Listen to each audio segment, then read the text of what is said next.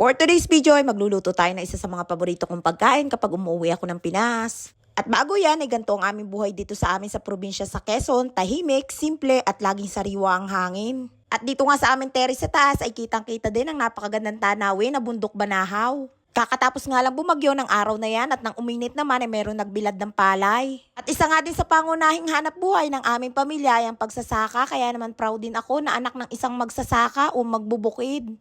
At dahil nga bumagyo ay 4 na araw din kami na walang power supply. Dahil sa dami din ng mga ginagawa nila na naapektuhan din ng bagyo. Kahit nga sa gabi at madaling araw ay wala din tigil sa pag-aayos ang ating mga frontliners. At pati nga puno na may iba't ibang klase ng mga bunga ay naapektuhan din dahil sa bagyo. Isa nga din ang Quezon sa may malaking napinsala ng nakaraang bagyong Aghon. Talaga namang bumuhos ang napakalakas na ulan na may kasamang napakalakas din na hangin. For the katakawan nga ang person ang araw na yan at panayang kain ng Indian mango. Bumili nga ang aking ina ng napakadaming abukado at meron ding saging na saba at meron pampapray na mangga. Kaya naman shoutout kay Ate Ibet, salamat sa napakaraming mangga na bigay mo. Isa yan sa kagandahan kapag nakatira sa probinsya, may mga kamag-anak o kakilala at kapitbahay na nagbibigay sa'yo. Nagluto nga din ako ng araw na yan ang isa sa mga paborito kong pagkain kapag umuwi din ako ng Pinas. At dahil nga malayo kami sa bayan at wala namang nagtitinda dito sa amin na malapit ng mga tusok-tusok, ay ang ginagawa ko ay bumibili na nga lamang ako at ginagawa ko sa bahay. Nagluto nga ako dyan ng fishball na number 1 sa mga paborito ko sa tusok-tusok. Hindi nga lamang ako may paborito dyan, kundi lahat kami dito sa bahay ay paborito yan.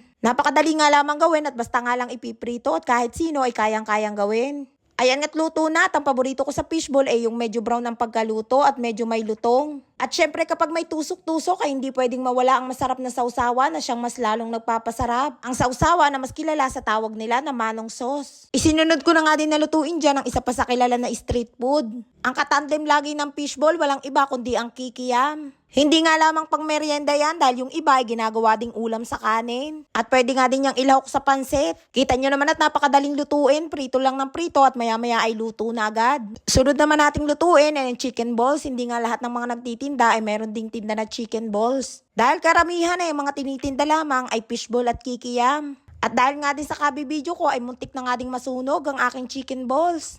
At ang pangpinali naman na aking lulutuin ay ang squid balls. Ang hitsura nga ng squid balls ay parang nga lang ding chicken balls. At pagkaluto nga hinango ko na din at nilagay ko sa plato na may tissue. Nilagyan ko nga ng tissue para masipsip yung mga sobra na mantika. Napakasimple nga lamang na merienda, madali lamang lutuin at tunay naman na napakasarap. Pwede nga din gawing negosyo at kahit sa harap lamang ng bahay ay pwedeng ibenta basta maraming kapitbahay. Naglagay na nga din ako ng sauce sa 2 mangkok at yung isa ay nilagyan ko ng sili at yung isa naman ay walang sili para sa mga hindi mahilig sa maanghang. Pero yung gusto ko ay yung medyo may anghang, nakakadagdaga na din at sarap sa pagkain. Ayan nga ready ng ating merienda na street foods o tusok-tusok na talaga namang napakasarap na pinartneran pa ng masarap na sausawan. Tara't simulan na natin ang kainan at nakapwesto na nga kami ng aking bunso. At for dalapang na ang mga persons for today's video. Una ko nga kinain ay ang aking paborito na fishball at siya din ang unang naubos. Kaya naman ang maubos ang fishball ay nagluto pa ulit ako ng pangalawang batch. Andito nga din ang mag-anak ng aking kuya na panganay sa aming magkakapatid na kapitbahay din lamang naman namin. Ang ate Ana na asawa ng aking kuya at ang kanilang bunsong anak na si Ian. At yun namang hubad baro sa likod ay ang aking ama. At ang aking ina naman ay may ginagawa ng oras na yan kaya wala dyan. Ito naman ang aking panganay na anak na si Kuya Bob. Simple lang ang aming pamilya pero masaya naman. Maraming po salamat sa suporta at laging panonood.